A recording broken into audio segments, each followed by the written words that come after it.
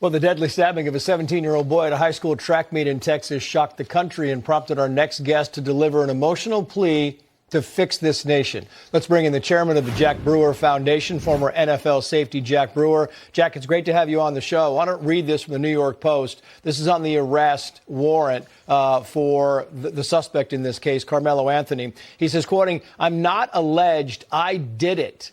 And he goes on to say, "I was protecting myself." And he finally ends by saying he put his hands on me. What do you think about him coming out immediately saying, "I did this, but I was just trying to protect myself"?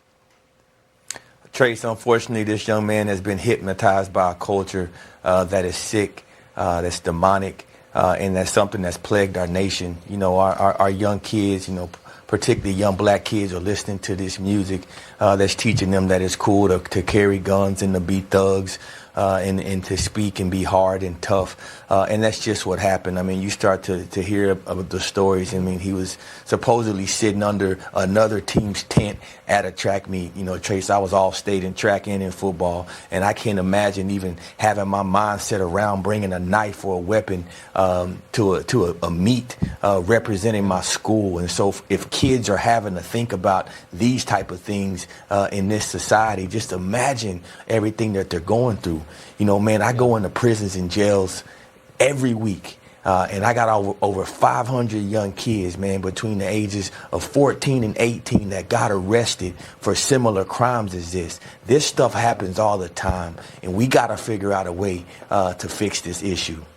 Yeah, and when you kind of look at these social media footprints, Jack, and you look at the fact that he had a knife on him, and maybe it was, an altercation, but he was carrying a knife and used it immediately.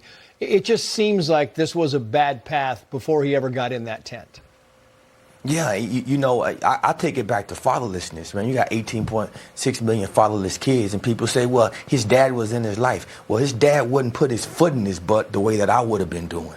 And he needs a lot of correction. We got to start getting discipline and accountability back into our youth in America today. Trace, in 2024, juvenile crime was up in the United States of America 21%. You had almost a 25% increase in juvenile arrest and altercations with law enforcement. That is a huge issue.